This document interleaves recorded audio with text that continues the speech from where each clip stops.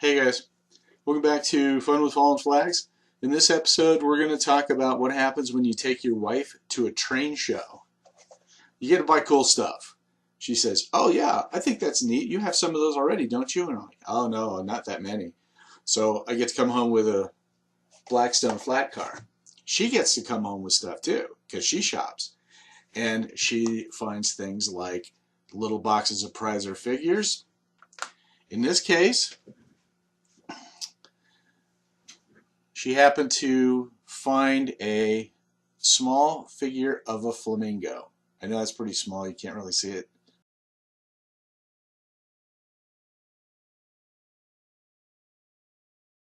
There's 5 of these in the box. So what happens? You come home with little tiny flamingos because she loves flamingos. So we're going to work on a project. We're going to incorporate the Blackstone flat car, and we're going to crate up some flamingos, and we're going to put it on the flat car. And then she gets to see what we've done with the little flamingos instead of just throwing them by a park or somewhere where they're never going to be seen. So anyway, this is Blackstone kit number 340316. It's a ready-to-run Rio Grande Southern flat car number 616. And this is Preiser figure 20372. 5 flamingos, and that's our project. So let's get started. All right, it's time to get started. So we got our flat car, we have our flamingos, all 5 of them, and we have some wood that we're going to start cutting up. So to start with, I wanted to go with 4x6 for the skid pieces underneath. So I have some old decking material that I pulled out of an old scrap box. So I'm going to use that. And this is probably about, take a look, it's probably about 2 or 3 inch wide planks. So you can make this out of just, 2x4 or 2x3s or something glued together if you wanted to, but the decking, this material actually shows the gaps in between, so that looks good. I'm not sure how much we're going to see because that's actually going to be underneath the crate sides. So these are 4 foot by 8 foot pieces that I've cut, and then I've got a couple of pieces here that I'm going to use that are going to go underneath. So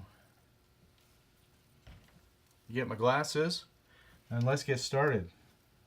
Okay, so essentially what we're going to do is we're going to put this so that there's a few boards underneath here, so that if you were to use a forklift or a pallet jack or something and get underneath these, you can move them around once they're off the flat car.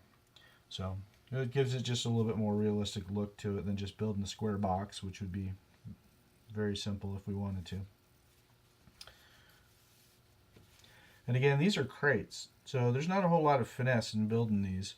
These can be thrown together, and we don't have to worry about any of the prototypical crates that were used to ship. Or basically they're not using high-end lumber and finishing them with any type of really great furniture polish or anything. So I had coated these a little bit with I used some white and then a gray, and then I just whitewashed it with a whitewash stain that I had. None of them really looked that great, so I'm just gonna go with gluing these together as if the crate material was just wood that they found that they had to build on the fly, and we're gonna stick with that.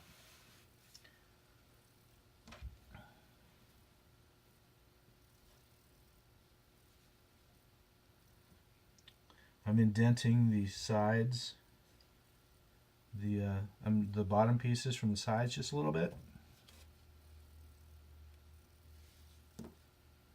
little spot of super glue. It's like your own little spot welder. And then the center one, we want to center if we can. These are 8 foot long, so 4 feet is over just a hair.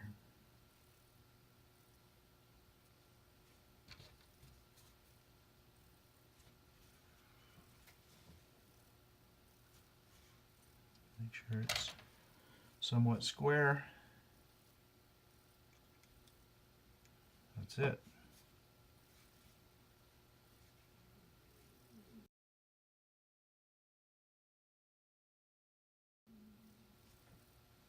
All right, that's the bottom of our crate. We're gonna make 2 of these. Let's do it again. We'll hide our little test area of stain so nobody sees it. So we'll make these as similar as possible.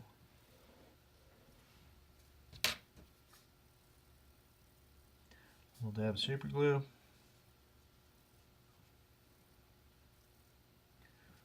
Sure is nice just being able to build this quickly. So I cut all these out with a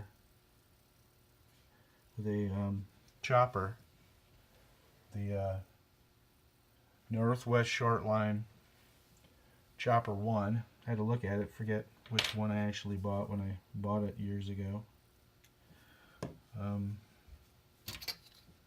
And they didn't have it in stock when I went there, so I had to ask for it.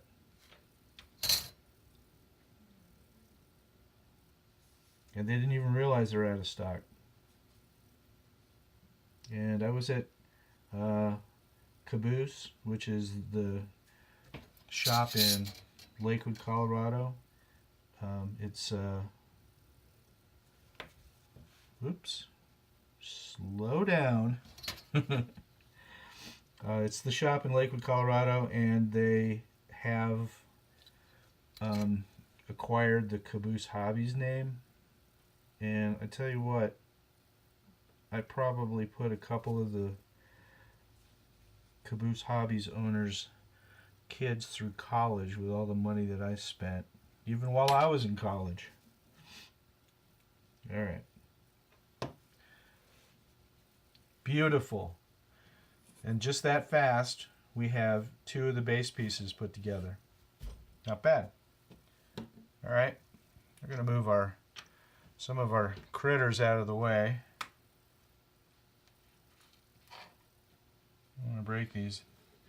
These guys are fairly flimsy,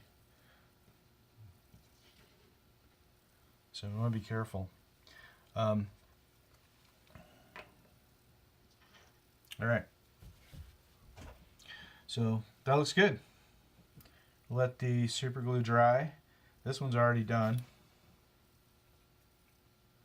This one looks like it went a little heavy on it, but it's pooling up on the sides, so that one will dry here in a second. I did use kind of a lot, so certainly a lot more than I needed to. All right, so now we're going to build the tops and sides. So I'm going to do something different. I'm not going to use this type of planking material for the top because the intention is for these guys to be inside the crates, obviously. And the goal is to have them inside, but I want them to be, their heads sticking out, and 1 or 2 are going to be inside the crates. But one of the crates, I'm going to have the back broken off, so there'll be 1 crate with 2 of them sticking their heads out. So it'll look like they're, you know, in the crates and it's tied down and everything. And it'll sit right there. And that's going to look very cool. This one, I want to be able to tell that they're flamingos. And if I just crate them all up and, you know, don't leave any openings or even big openings for people to be able to see what they are, you know, that's not going to work. So the second one we're going to tie down, but the back of the second one is going to be broken open, and we're going to have a flamingo inside, and we're going to have two other ones standing outside.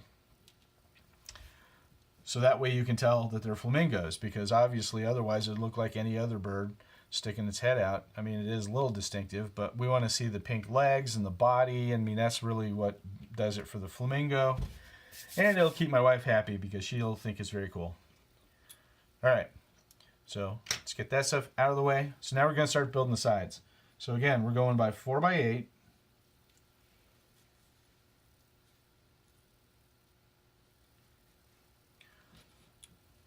So we're going to do the sides all at once. So we're going to do 4 sides all at the same time. And what we want to do is we want to cut a lot of material and not have to keep resetting this, of course. So let's do that. All right. So we want 8 foot long. That's the size we want. So we'll put the blade down. This is just a straight X-Acto blade, or I'm sorry, a straight razor blade. And we already have these cut to 8 feet, so we know we like that.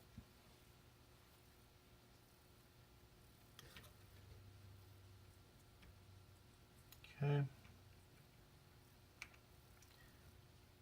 Clamp this down. Get our bottom out of there. So I got big boards for the bottom side. Those are 4x6. Well, I don't want to build the whole frame out of 4x6. That's probably a little bit large.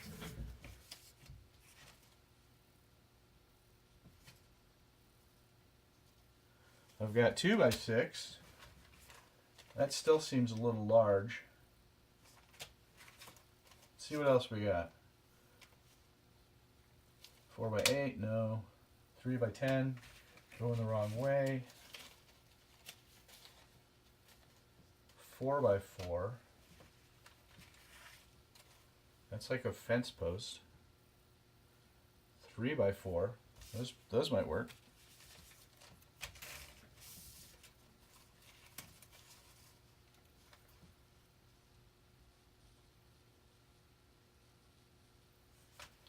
I also have 1x6.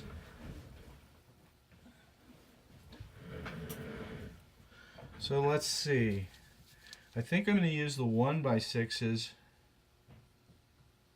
and I'm going to use those in like a diagonal brace. I also have 2x6s, which are a little thicker.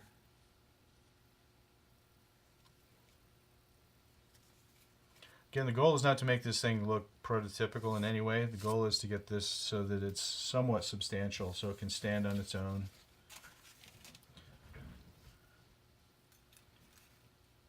All right.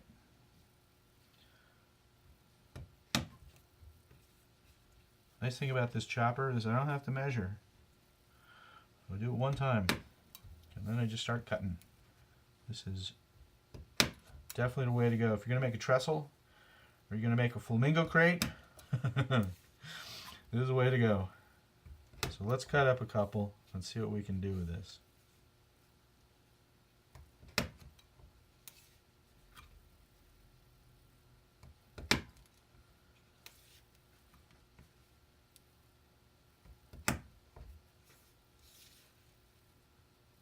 I don't know if that one was right up against the fence or not.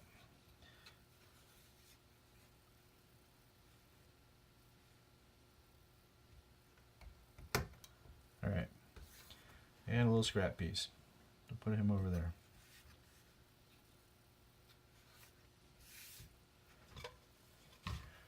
Okay, so these don't have to be very big. The flamingos need to stand out the top, not the body, but just the heads. So if we want to use this grid here for a guide, we could do like that, like that.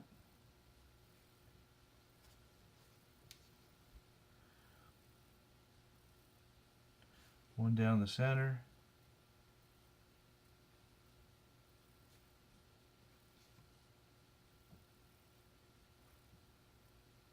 That would leave a lot of exposure, so you could actually see the birds inside too.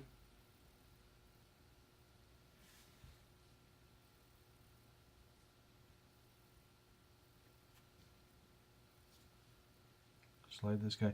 We could also trim down the base a little bit because I'm not sure I want all of this base to be visible. But if we say we are going to use all that base, then that top will just clear the back of the body. So I think we're going to go with that. And just for the heck of it, let's see how big that is. That's not quite 4 feet tall.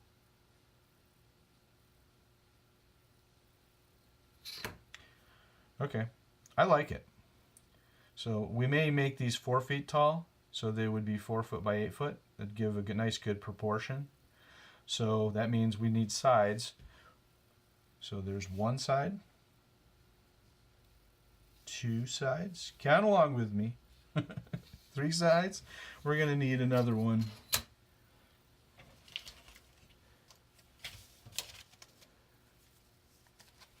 So we need our 4th side. See ya, little bird. So those things are already dry.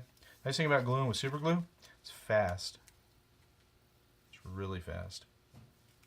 It's almost like using a little welder, a little spot welder.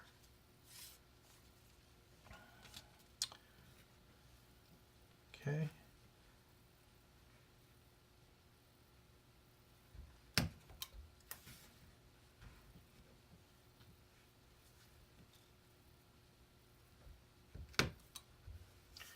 All right. So if we're going with the assumption that we're going to use 4 foot on the ends and 4 foot tall, that's going to make it a nice standard cube size. We're going to use one of these as our guide. I'm not going to measure anymore because we're just going to go with whatever has already been created for us.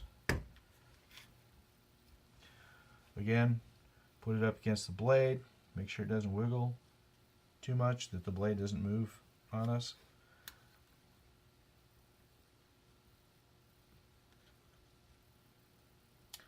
Just like that. I like it.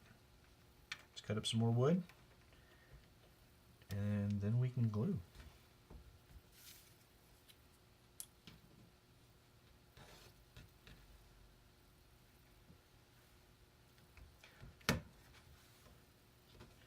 This piece is scrap. I don't think I'm going to keep that.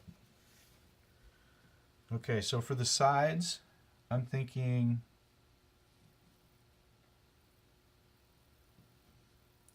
one on the end over the boards.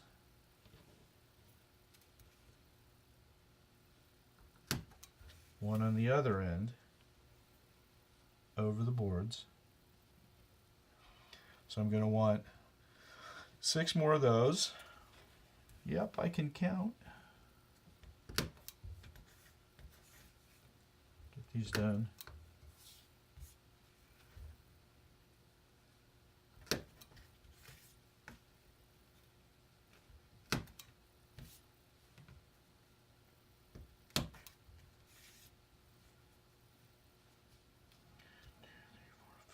And one last one. Oh, you would fall in there, wouldn't you? All right.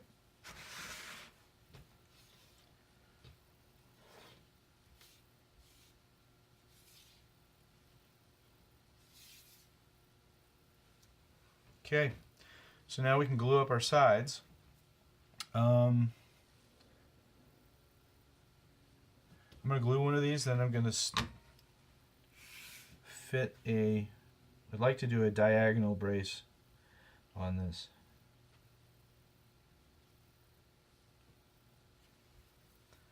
Let me try.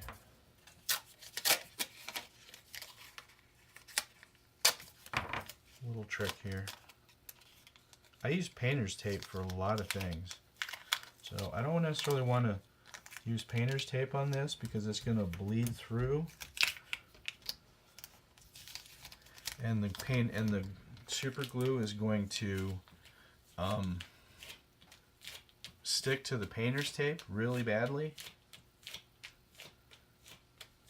So I'm going to really go lightly on it. One way to get the painter's tape to not stick to your wood quite so much is don't press it all the way down. The other thing is when you're using painter's tape like this, what you want to do is you want to put it on your jeans or shirt, get some lint on it. Get a nice sharp edge to work with. And that'll get a little lint on the tape, and you know what happens is that it starts to lose its stickiness. So you can just use your hands, especially if your hands are all sweaty. Alright, good enough.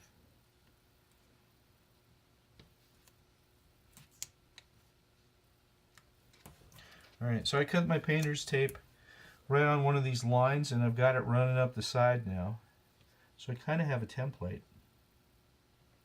Although I didn't take the time to draw one, I could certainly do that. There's my blade right in front of me. Alright. Hopefully I'm not blocking you guys from seeing this, but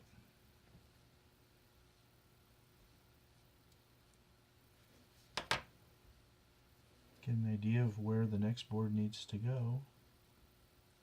Slide it under.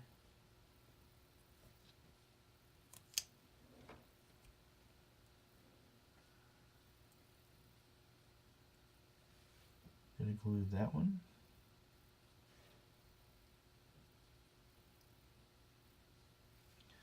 And then, oops, tape wasn't sticky enough. Isn't that funny?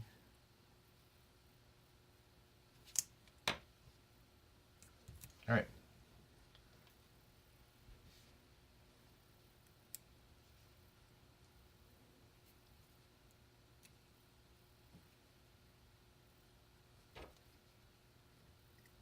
Let's check this for spacing.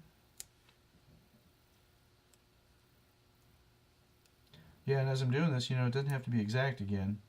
If the boards stick up a little bit or off on the sides, yeah, that's totally fine. It's actually probably going to look better than making everything exact. All right.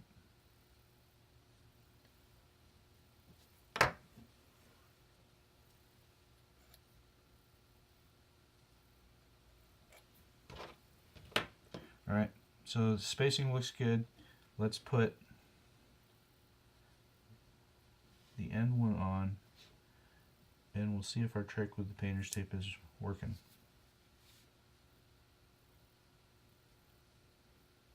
Barely touch it.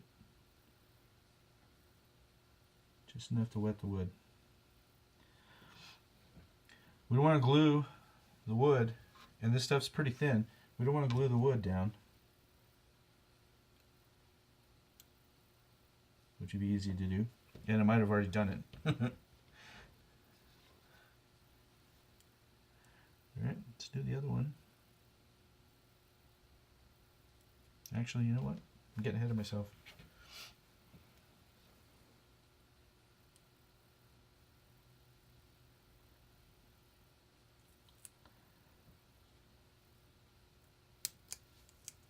Slide that one in.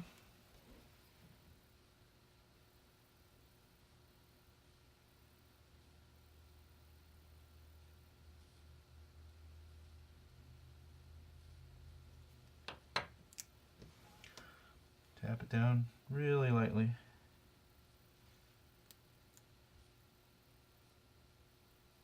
All right.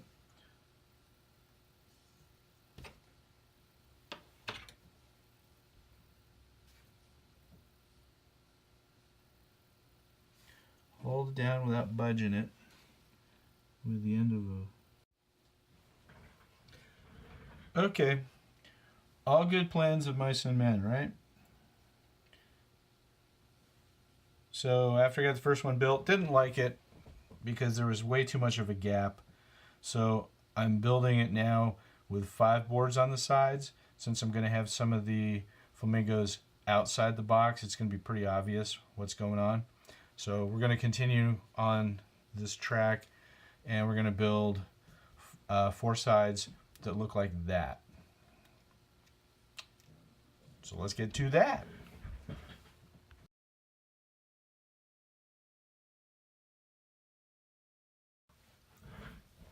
Okay, moving along. So we have the sides built. Got cross bracing in. I added a little support piece here on the edge here of the bottom deck, and that's what I'm going to use to glue the sides onto. So we'll get these 4 sides glued on, and then we will start working on the ends and the very top.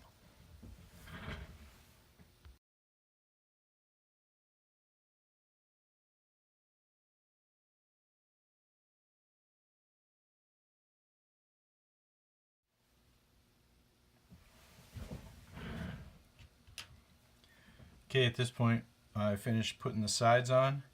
I just used another piece of the base material for the ends, and then it was just 3 simple boards across the top. I used, where is it? Walther's glue to glue the flamingos on the bottom, but I also colored the base of them. If you remember, they were green. They were this color green. I used a fine point magic marker, the brown color that's on it's on my finger, and also on the base of the flamingo as well. So just a simple change so that it didn't look like they were standing on green, so a little less recognizable. So this one's ready to be strapped down onto the flat car. This one did something a little bit different. I took the top, after I mounted the sides, I took the top and moved the boards around so it looks like the crate had been broken. I also have the back of it that some of the boards here are also broken, so it doesn't look brand new like this one. And then I'm going to take some of the remnants of what I just broke out of this one and lay across here, and one of the flamingos is actually going to be outside of the crate when I'm done. So I'll probably put one of them inside and then 1 or 2 of them outside. I'll probably put one inside, one right on the edge, and then one standing here over with some of the debris that I've got. Okay, so flat car, first crate, 2 of these guys in it. Second crate has had an accident. We have gotten flamingos breaking out of their crate. So this one is going to sit like so. Once we tie this down, we're going to have flamingos in the crates, but this one's going to be broken open, and this flamingo is the last one to attach. I'm going to put him actually outside. I'm going to probably glue him on top of the debris right here. So, but you can see from this that the crate is broken on this end, and the pieces on the top are either pushed off to the side or broken down. So this is going to make a really good visual. Instead of just crates of flamingos going by, it's going to be a little bit more action. So I think this is going to be very cool to watch it go by on the train. So anyway, let me glue him on here, and then we'll lash these down to the flat car, and that should be it. All right, we got the crates on. We got the tie downs in place. Just a quick dab of super glue onto each of the lines.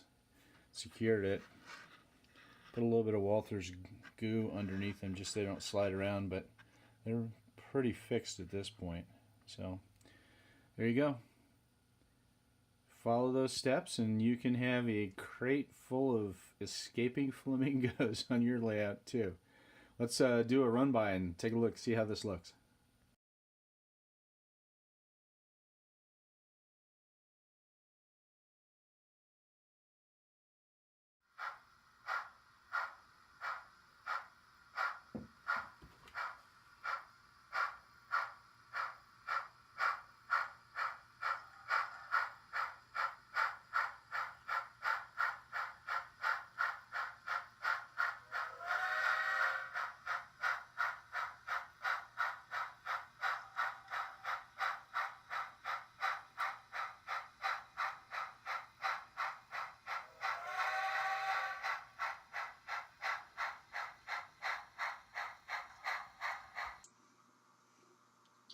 All right, guys. So that's it. That's our end of our story. This is my wife, Karen McCarville. Hello. With her brand new crated Flamingo flat car. So the next time you're looking for something that's very unique, take your wife to the train show because I'm guaranteed you're going to find something interesting. So anyway, I appreciate you guys watching. This is Michael McCarville. And this is Karen McCarville. If you guys like the episode, please hit like, share it, and subscribe if you want updates. And we'll see you guys for episode 38. Thanks. Take care. Bye.